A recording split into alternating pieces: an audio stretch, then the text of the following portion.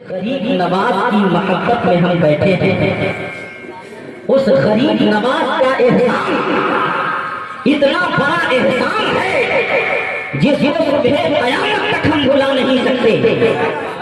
آج جو اسلام کی بہاریں سرزمین ہندوستان پہ نظر آ رہی ہے، یہ میرے غریب نواز کا پیغام ہے.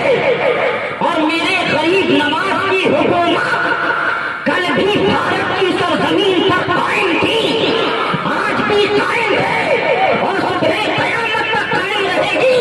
حکومتیں آتی رہیں گی، جاتی رہیں گی، بدلتی رہیں گی، مگر میرے خواجہ کی حکومت ایسی حکومت ہے جس حکومت پر مدینے والے مصطفیٰ کی مہر لگ گئی ہے. اور مدینے کے سرکار نے فرما دیا، میں نے تجھے بھارت کی سرزمین کا بادشاہ بنا دیا، تو اب قیامت تک میرے غریب نواز کی حکومت رہے گی. سبحان اللہ، نعرہ تکبیر، نعرہ رسالت، نعرہ رسالت. تیارے ہند کی بخشی نبی نے ان کو قربانی یہاں جو ہے معین الدین چشتی کی عطا سے ہے، اور کرم ہندی مسلمانوں کے ہے سارے بزرگوں کا. وقار سنیت باقی مگر احمد رضا سے ہے، وقار سنیت باقی مگر احمد رضا سے ہے. اور دیکھو غریب نواز نے اسلام کی بہاریں پورے ہندوستان میں پھیلا دی. پورا ہندوستان غریب نواز کا احسان مند رہے گا، شکر گزار رہے گا. ان تمام لوگوں کے عقیدے کی حفاظت 14ویں صدی میں اگر کسی مجدد نے کی ہے تو وہ مجدد اعظم امام احمد رضا کی ذات گرامی ہے. اعلیٰ حضرت فرماتے ہیں، خاک ہو کر اس میں آرام سے سونا ملا، جان کی اکثیر ہے الفت رسول اللہ کی، جان کی اکثیر ہے الفت رسول اللہ کی. وہ جو نہ تھے تو کچھ نہ تھا، وہ جو نہ ہو تو کچھ نہ ہو، جان ہے وہ جہان کی، جان ہے تو جہان ہے. یا سبحان اللہ،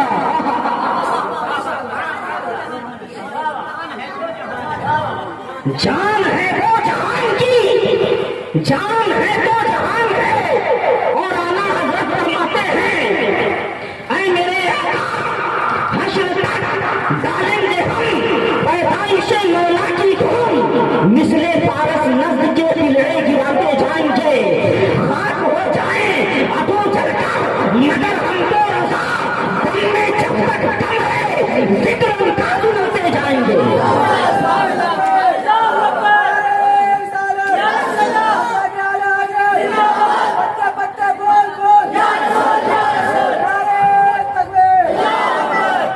یہ تو میرے سرکار غریب نواز کا پیغام ہے کہ جب بھارت کی سرزمین پر میرے خواجہ تشریف لائے 40 مریدوں کے ساتھ، اور غریب نواز اسی جگہ پہ جا کے بیٹھے جہاں راجا کے اونٹ بیٹھا کرتے تھے. سپاہی دوڑے ہوئے آئے، کہا اے بابا یہ جگہ خالی کر دو، یہاں راجا کے اونٹ بیٹھا کرتے ہیں، یہاں راجا کے اونٹ بیٹھا کرتے ہیں. غور کیجئے نقطے پر، راجا کے اونٹ بیٹھا کرتے ہیں. غریب نواز نے فرمایا کہ آخر تم مجھے یہاں سے کیوں بھگا رہے ہو؟ کہا میرے راجا کا حکم ہے. اور جانتے ہیں آپ پرتھوی راج چوہان یہ ظالم و جابر یہ ہندوستان کا سب سے بڑا بادشاہ تھا، اور اس کی ماں بہت بڑی علم نجوم کی ماہر تھی. اس نے پہلے ہی بتا دیا تھا کہ ایک بابا آئے گا یہاں اپنے 40 مریدوں کے ساتھ، وہ تمہاری سلطنت کو ہاتھ میں ملا دے گا. اس لیے اس نے اعلان کرا دیا تھا کہ خبردار کسی بابا کو پناہ نہ دیا جائے. تو اس نے کہا میرے راجا کا حکم ہے آپ یہاں سے چلے جاؤ، یہاں آپ کو بیٹھنے کی اجازت نہیں ہے. اجمیر خالی کر دو، ہندوستان سے چلے جاؤ. میرے غریب نواز فرماتے ہیں تمہارا راجا یہاں سے مجھے بھگانا چاہتا ہے، اور مدینے کے راجا نے مجھے پورے بھارت کی سلطنت کا مہاراجا بنا کے بھیجا ہے. मदीने के राजा ने मुझे पूरे भारत की सल्तनत का बादशाह बनाकर भेजा है। खैर गरीब नवाज ने फरमाया कि तुम्हारी यही ख्वाहिश है तो राजा के ऊंट बैठे ही रहे। ये कह के आप अना सागर के करीब एक राज मंदिर था, उसके इर्द गिर्द आपने जाके अपना पड़ाव किया अपने मुरीदों के साथ। मगर इधर तो बड़ा गजब हो गया, जब राजा के ऊंट बैठाए गए तो वो उठने का नाम ही नहीं ले रहे थे, उठने का नाम ही नहीं ले रहे थे। हजार कोशिशें की गई, बहुत से जतन किए गए, मगर ऊंट उठने का नाम नहीं। इसलिए ये गरीब नवाज ने फरमा दिया था, और गरीब नवाज की जुबान से निकले हुए अल्फाज अल्लाह रब्बुल इज्जत की रजा में तब्दील हो गए। उठने का नाम नहीं। अब यहाँ एक पॉइंट काबिले गौर है कि जब मेरे ख्वाजा ने राजा के ऊंट को जमीन पे बैठा दिया तो जमीन से ऊंट उठने का नाम नहीं लेता। और ये जो 35 करोड़ मुसलमानों को मेरे ख्वाजा ने भारत में बसा दिया, जिसकी माँ ने दूध पिला है या पिलाया है, तो ये गरीब नवाज के गुलामों को यहाँ से भगा के दिखा सके किस हुकूमत में इतनी ताकत है। अबे वो सबसे बड़ी हुकूमत मेरे गरीब नवाज की जो फैसला करती है, यहाँ के बादशाह को मुंतखब करती है। ये एक अलग सी बात है कि हमारे अमाल इतने कमजोर हो गए, हमारे अकायद इतने मखदूश हो गए, इस कदर हम मेयारे इस्लाम से गिर गए कि गरीब नवाज ने हम पे जालिम को मुकर्रर फरमा दिया है। हुकूमत तो ख्वाजा ही की मुंतखब करता है, किसी और की नहीं है। मगर ये हमारा तुम्हारा इम्तिहान है कि देश का बादशाह जालिम और जाबिर है, जो तुम पे जुल्मों पर फरीजत के तूफान बर्पा कर रहा है। वरना है मेरे दोस्तों, यही वो मजहब इस्लाम है जिसके मानने वाले ने जब अफ्रीका के तपते हुए सहराओं पे कदम डाल दिया था तो पूरे अफ्रीका को इस्लाम का चमनदार बना दिया था। जब अंदलुस की सरजमीन पर तारिक इब्न ज़ियाद ने अपनी फौज को उतार दिया था तो सिर्फ 10,000 इस्लामी लश्कर ने लाखों की फौज को गाजर मूली की तरह कतर के जमीन में दफन कर दिया था और अंदलुस की धरती पर इस्लाम का परचम लगा दिया था। कहते सुभान अल्लाह, सुभान अल्लाह। ये तो हमारे अमाल की खराबी है, ये तो हमारे अपने काले करतूत हैं जिसकी सजा हम भुगत रहे हैं। वरना मुसलमान दुनिया का कौन सा ऐसा मैदान है जहां कामयाब नहीं हुआ। कुरान का ऐलान है, अल्लाह फरमाता है कि तुम ही दुनिया में कामयाब रहोगे, मगर शर्त यह है कि सच्चे मोमिन बन जाओ। अल्लाह फरमाता है वांतुमुल आलम इन कुंतुम मुमिनीन, तुम ही दुनिया में कामयाब रहोगे, मगर शर्त यह है कि सच्चे मोमिन बन जाओ, सच्चे मोमिन बंदे बन जाओ। और देखिए अल्लाह तबारक व तआला फरमाता है इन्ना दीना इंदल्लाहिल इस्लाम, बेशक अल्लाह के नजदीक सबसे पसंदीदा मजहब इस्लाम है। सबसे पसंदीदा मजहब, सबसे पसंदीदा दीन इस्लाम है। इस्लाम के मानने वालों ने तो तारीख पर ऐसे सफहात छोड़े हैं कि दुनिया हमेशा कयामत की सुबह तक रश करती रहेगी। तो मेरे गरीब नवाज वहां चले गए। अब राजा के जितने लोग थे सब में एक बहुत ज्यादा तशवीशनाक मामला पैदा हुआ कि क्या मामला है कि ऊंट उठने का नाम ही नहीं लेते। तो राजा के पास खबर पहुंची, राजा ने कहा कि जाओ उस बाबा से वक्ती तौर पर जाके माफी मांग लो, जब वो कह देंगे तो ऊंट भी उठ जाएंगे। जब गरीब नवाज के पास जाकर उनके कदमों पे अपने सर को रख दिया और कहने लगा हुजूर हमारी गलती को माफ कर दीजिए, ख्वाजा ने फरमाया कि जा तेरे ऊंट उठ गए होंगे। इतना कहा था कि जब आके देखा तो ऊंट सबके सब खड़े थे, उड़ चुके थे। ये बहुत बड़ी करामत थी, मगर राजा के दिलों पर शकावतों पर बख्ती की मोहर लग चुकी थी। वो इसको जादू समझ बैठा, वो इसको जादू समझ बैठा। अल्लाह اللہ کے ولیوں کو من جانب اللہ جو طاقت ملتی ہے اس طاقت کا مقابلہ دنیا کی کوئی مادی طاقت نہیں کر سکتی. یہ تو من جانب اللہ حاصل ہوتی ہے. غریب نواز اجمیر معلیٰ کی سرزمین پر ہے. غریب نواز کے مقابلے کے لیے رام دیو مہنت کو بلایا گیا, جادوگر کو بلایا گیا, جاؤ جا کر کے اس بابا کو کسی طریقے سے یہاں سے بھگاؤ. وہ مقابلہ کرنے کے لیے گیا اپنے تمام سپاہیوں کے ساتھ, مگر وہ کلمہ پڑھ کر کے غریب نواز کے ہاتھ پر اسلام قبول کر بیٹھا. کہہ دو سبحان اللہ. اب جب وہ اسلام قبول کر بیٹھا تو غریب نواز نے اس کا نام شادی دیو رکھ دیا. اب سب سے بڑا جادوگر جسے دنیا جیپال جادوگر کے نام سے جانتی ہے اس کو بلایا گیا کہ تم تو ہمارے خاندانی دھرم گرو ہو, اس لیے اب ہماری حفاظت کرو. یہ بابا ہمیں چین سے نہیں رہنے دے گا. غریب نواز کے مقابلے میں اسے لایا گیا. میرے خواجہ نے ایک حصار کر کے اپنے تمام غلاموں کو اس حصار میں رکھ دیا اور فرمایا کہ اس حصار سے باہر مت جانا. سب کے سب حصار میں تھے. جیپال جادوگر خوب ہوا میں سانپ اڑاتا رہا مگر حصار کے پار نہیں ہو سکا. غریب نواز اپنی نگاہ ولایت سے اس کا جواب دیتے رہے. اس نے آسمان سے آگ کی برسات بھی کی. غریب نواز نے اس کو بھی اپنی نگاہ ولایت سے ختم فرما دیا. اب اس نے دیکھا کہ یہ تو وہ ہے, یہ تو وہی بابا ہے جس نے پورے انا ساگر کو ایک مشکیزے میں سما لیا. تو کہیں ایسا نہ ہو کہ مجھے کسی شیشی میں بند کر دے. اس لیے مقابلہ زمین پہ نہیں آسمان پہ ہو. یہ سوچ کر کے ہوا میں اڑنے لگا. ہوا میں اڑنے لگا اور اس نے کہا کہ بابا مقابلہ زمین پہ نہیں آسمان پہ ہوگا اور تم ہمیں قید نہیں کر سکتے. غریب نواز مسکراتے ہیں اور اپنے کھڑاؤن شریف کو حکم دیتے ہیں جا جا کے اس کا مقابلہ کر. میرے خواجہ کے پاؤں کا کھڑاؤن جس کو نسبت اللہ کے بلی سے ہو گئی اس میں اتنی طاقت اتنا طاقت کہ وہ کھڑاؤن اڑتا ہوا آسمان میں پرواز کرتا ہوا جیپال جادوگر کے پاس گیا اور اس کے سر پہ تڑاکر مارنا شروع کر دیا. اور ایسا مارا, دیکھیے جو رائٹ کا تھا اس نے رائٹ سے مارا, جو لیفٹ کا تھا اس نے لیفٹ سے مارا.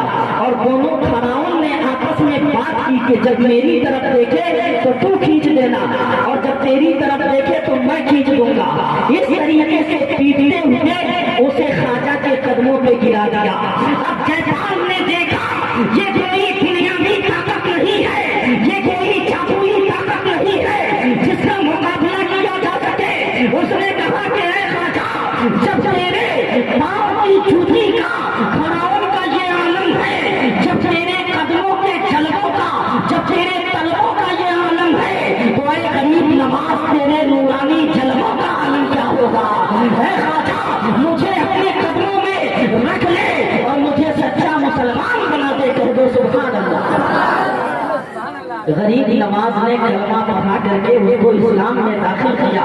کہا بول تیری کیا خواہش ہے.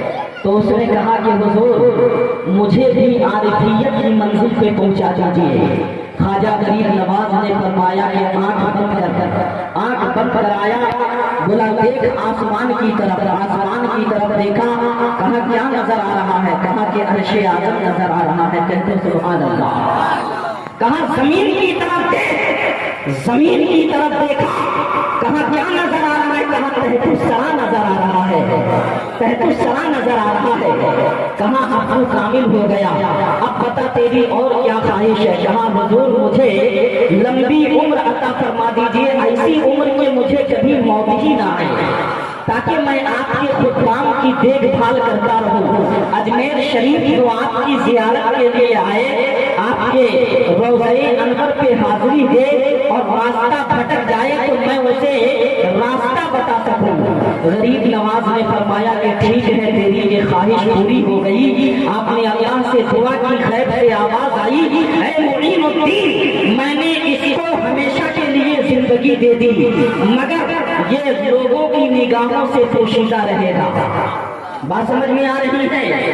ارے میرے غریب نواز کی طاقت کا عالم تو یہ ہے کہ جب غریب نواز ایک صحرا سے گزر رہے تھے، ایک جنگل سے گزر رہے تھے، تو جنگل میں آپ نے دیکھا کہ لوگ بتوں کی پرستش کر رہے ہیں، آگ کی پوجا کر رہے ہیں۔ آپ قریب تشریف لے گئے، دیکھا کہ بہت سے لوگ ہیں جو آتش کدا تیار کر کے اور اس کی پرستش کر رہے ہیں، پوجا کر رہے ہیں۔ خواجہ غریب نواز نے پوچھا کہ یہ کیا کر رہے ہو؟ آگ کو پوچھتے ہو؟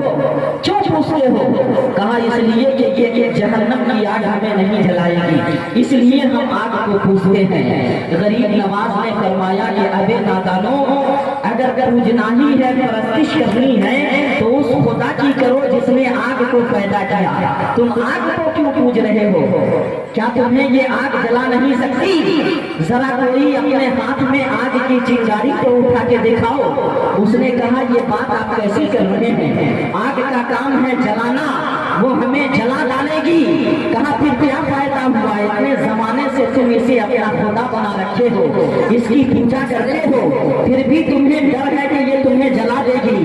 مگر خدا کی قسم، میں آگ کی پوجا نہیں کرتا، مگر اس آگ میں اتنی طاقت نہیں ہے کہ معین الدین کو جلا سکے۔ کہا اچھا ایسی بات ہے؟ کہا میری بات تو چھوڑو، یہ آگ میرے جوتے کو بھی نہیں جلا سکتی ہے، میرے لکڑی کے کھڑاؤں کو بھی نہیں جلا سکتی ہے۔ کہا اچھا ایسی بات ہے، ذرا دکھائیے۔ تو میرے خواجہ نے اپنا کھڑاؤں شریف اتار کر کے دھڑکتے ہوئے شعلے میں ڈال دیا۔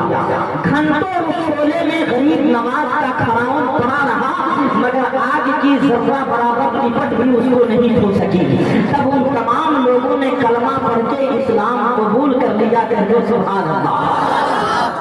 اس طریقے سے اسلام پھیلایا گیا ہے۔ اور دیکھیے حضرت خواجہ قطب الدین بختیاری کاکی رحمۃ اللہ علیہ کا نام آپ نے سنا ہے۔ خواجہ غریب نواز کے سب سے پہلے مرید اور پہلے خلیفہ حضرت خواجہ قطب الدین بختیاری کاکی رحمۃ اللہ علیہ فرماتے ہیں کہ غریب نواز کو کبھی ہم نے جلال کی نظر سے کسی کو دیکھتے نہیں دیکھا، اس لیے یہ غریب نواز کے جلال کا یہ عالم تھا کہ آپ اپنے حجرے مبارکہ سے جب عبادت کر کے باہر آتے تھے تو سامنے جو پتھر پڑے ہوئے ہوتے تھے، پتھر چٹان وغیرہ، جب آپ کی نظر جلال کی نظر اس چٹان پہ پڑتی تھی تو وہ بھوسے کی طرح ہو جاتا تھا، آٹے کی طرح ہو جاتا تھا۔ اور آپ کے جمال کی کیفیت ایسی تھی کہ آپ جب بے ہوش ہو جاتے تھے تو مجھے اور حمید الدین ناگوری کو اس طریقے سے اٹھانا پڑتا تھا، الصلاۃ الصلاۃ کہتے ہیں۔ جب نماز کا وقت ہوتا تو ہم اور عبد الحمید ناگوری رحمۃ اللہ علیہ غریب نواز کو اٹھاتے اور کہتے حضور الصلاۃ الصلاۃ، نماز کا وقت ہو چکا ہے۔ تب آپ اپنی آنکھیں کھولتے تھے اور نماز ادا فرماتے تھے وضو کر کے۔ بات سمجھ میں آ رہی ہے؟ مگر حضرت خواجہ قطب الدین فرماتے ہیں کہ ایک مرتبہ میں نے ایسا جلال دیکھا کہ اللہ اکبر کبیرہ، غریب نواز اپنے خادم کے ساتھ کہیں دعوت میں تشریف لے جا رہے تھے کہ اچانک ایک بدبخت آیا اور خادم کا ہاتھ پکڑ لیا۔ اس نے کہا کہ تم نے جو مجھ سے قرض لیا ہے وہ پیسے مجھے واپس کر۔ غریب نواز نے فرمایا کہ سنو، تمہارا پیسہ، تمہاری رقم تمہیں لوٹا دیا جائے گا، ابھی اس وقت جانے دو۔ اس نے کہا کہ نہیں، میں تو ابھی لوں گا، اسی وقت لوں گا۔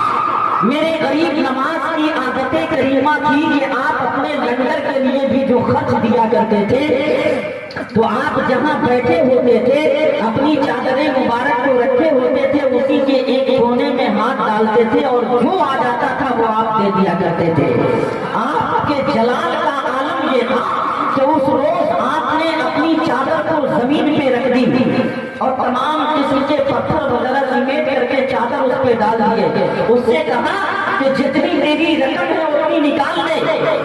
اور اس نے جب چادر کو ہٹایا تو دیکھا کہ اس میں بے شمار رقم پڑے ہوئے تھے، لہذا اس نے زیادہ لینے کی کوشش کی، بس اسی وقت اس کا ہاتھ ٹوٹ گیا۔ کہتے سبحان اللہ۔ یہ اللہ کے بندوں کی کام ہے۔ جو چاہے جس طریقے سے چاہے اور غریب نواز کے خادم خاص خلیفہ حضرت خواجہ قطبالدین بختیاری کاکی فرماتے ہیں کہ مجھے جب اجمیر سے دہلی کا قطب بنا کر میرے خواجہ نے بھیجا، فرمایا کہ اے قطبالدین جا، دہلی میں قطب کی ضرورت ہے، دہلی کی سرزمین پہ چلا جا۔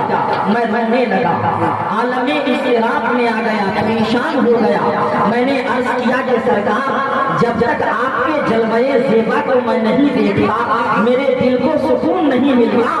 جب میں دلی چلا جاؤں گا تو میں آپ کی زیارت کیسے کر سکوں گا؟ غریب نواز فرماتے ہیں بیٹا قطبالدین، جب بھی میری زیارت کرنی ہو اپنے دل کی طرف نظر ڈالنا، تمہیں میرا چہرہ نظر آ جائے گا، تم مجھے یاد کر لینا، میں تیرے سامنے حاضر ہو جاؤں گا۔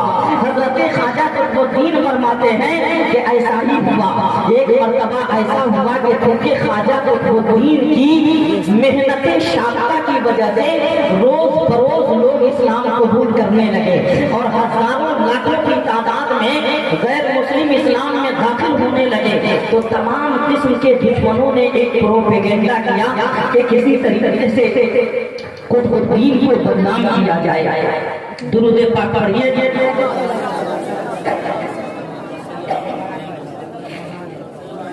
دین کے دشمنوں نے پروپیگنڈا کیا، بدنام کر دیا جائے اور انہیں دہلی سے بھگا دیا جائے، ورنہ ایک دن ایسا آئے گا کہ ایک بھی ہمارے دھرم اور مذہب کا آدمی نہیں بچے گا۔ یہ سوچ کر کے ان لوگوں نے کیا کیا، ایک فاحشہ کو ٹھیک کیا، کہا تمہیں منہ مانگی رقم دینے کو ہم تیار ہیں، تم جتنی دولت کہو ہم دینے کو تیار ہیں، جو مال کہو ہم دیں گے، مگر صرف بابا کو پھنسا دو، ان پہ الزام لگا دو۔ لہذا ایک دن باغ کی سیر کر رہے تھے اور قوم کے حضرت خواجہ قطبالدین کے ساتھ دہلی کی سلطنت کے بادشاہ حضرت سلطان شمس الدین التمش بھی تھے۔ اور سلطان شمس الدین التمش وہ ہیں کہ جب یہ بچے تھے تیر کمان لے کر کے جنگل کی طرف جا رہے تھے، بہت چھوٹے تھے، تو حضرت اور الدین کرمانی رحمۃ اللہ علیہ غریب نواز کے ساتھ بیٹھے ہوئے تھے، اس وقت آپ دہلی میں ہی موجود تھے، تو آپ نے اس بچے کی طرف دیکھتے ہوئے غریب نواز نے فرمایا کہ میری نگاہ دیکھ رہی ہے کہ ایک دن یہ بچہ دلی کا بادشاہ بنے گا، ایک دن یہ بچہ دلی کا بادشاہ بنے گا۔ اور سلطان شمس الدین التمش بعد میں دلی کا بادشاہ بنا۔ اب یہاں سوال یہ پیدا ہوتا ہے کہ جب غریب نواز کی نگاہیں ولایت کا یہ کمال ہے کہ آپ علم غیب کی باتوں کو جان جاتے ہیں، تو جب خواجہ اعظم غیب کی باتوں کو جانتے ہیں تو بتاؤ رسول اعظم کا مقام کیا ہوگا؟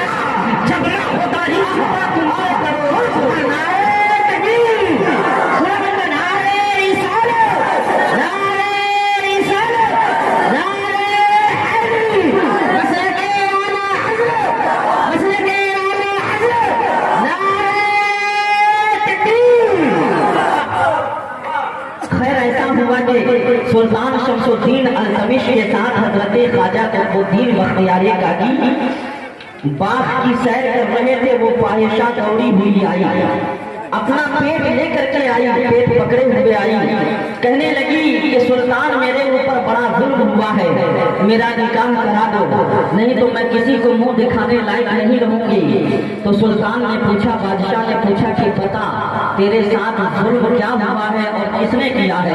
اس نے کہا کہ نہیں سلطان، میں اپنی زبان سے نہیں بتا سکتی کہ میرے اوپر کتنا بڑا گھور پاپ ہوا ہے، کتنا بڑا انیائے، کتنا بڑا ظلم ہوا ہے۔ کہا کہ بتاؤ بتاؤ کیا بات ہے؟ ہمارے یہاں انصاف کا تقاضا ہے، انصاف کا ترازو قائم ہے، جو دوشی ہوگا، جو گنہگار ہوگا اس کو سزا دی جائے گی، بتاؤ تیرے ساتھ ظلم کس نے کیا ہے؟ اس نے کہا کہ یہ بابا جو آپ کے ساتھ کھڑے ہیں اور آپ کے ساتھ گھوم رہے ہیں، سیر و تفریح کر رہے ہیں، انہوں نے ہی میرے ساتھ غلط کیا ہے، منہ کالا کیا ہے، اور میرے پیٹ میں جو بچہ ہے یہی کا ہے معاذ اللہ۔ اب اتنا سننا تھا کہ حضرت قطب الدین بختیاری کاکی اللہ کے اتنے بڑے ولی شرم سے اور ندامت سے ان کا چہرہ جھک گیا اور استغفر اللہ پڑھنے لگے، اور آپ کو وہ بات یاد آئی کہ آپ سے غریب نواز نے فرمایا تھا کہ بیٹے قطب الدین جب تمہیں میری ضرورت ہو مجھے پکار لینا، میں تیرے سامنے آ جاؤں گا۔ اب اتنا ہی خیال آنا تھا، حضرت خواجہ قطب الدین بختیاری کاکی اپنے دل کی طرف نظر ڈالتے ہیں، آنکھ بند کر کے اجمیری محلہ کی طرف اپنے دل کی دنیا کو قریب کر کے، اور یہ تصور کرتے ہیں، زبان سے کہتے ہیں اے میرے خواجہ اب میری مدد کو آ جا۔ اتنا کہنا تھا کہ دیکھتے ہی دیکھتے میرے غریب نواز دہلی کی سرزمین پہ پہنچ گئے۔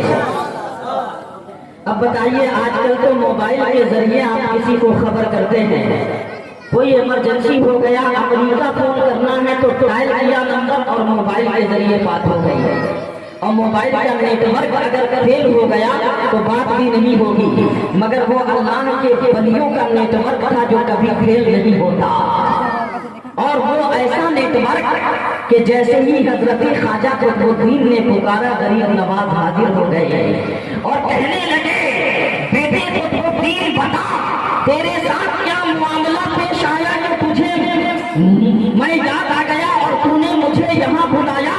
کہنے لگے سرکار ایسی ایسی بات ہے، یہ فاحشہ کہتی ہے کہ اس کے پیٹ میں جو بچہ ہے وہ میرا ہے۔ سرکار غریب نواز فرماتے ہیں کہ اس کا فیصلہ کوئی اور نہیں کرے گا، اس کا فیصلہ تو وہی بچہ کرے گا جو اس کے پیٹ میں پل رہا ہے۔ میرے غریب نواز نے اپنی انگشت مبارک کو اٹھا کر کے اس فاحشہ کی طرف اشارہ کیا اور فرمایا اے فاحشہ کے پیٹ میں پلنے والے بچے بتا تیرا باپ کون ہے۔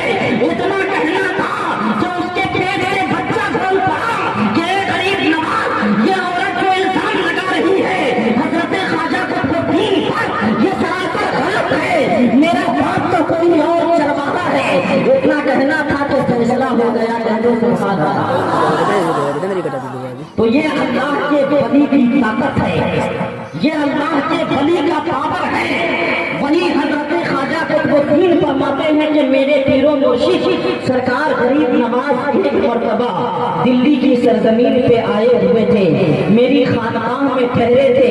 ایک دن غریب نواز کے دریائے رحمت کو جوش آیا اور آپ نے فرمایا کہ بیٹے قطب الدین تیرے جتنے شاگرد ہیں، تیرے جتنے مرید ہیں، تیرے جتنے خادم ہیں سب کو بلا کے لے آ تاکہ میں نعمت خیر مترقبہ سے انہیں نواز دوں، نعمت خدا بندی انہیں عطا کر دوں۔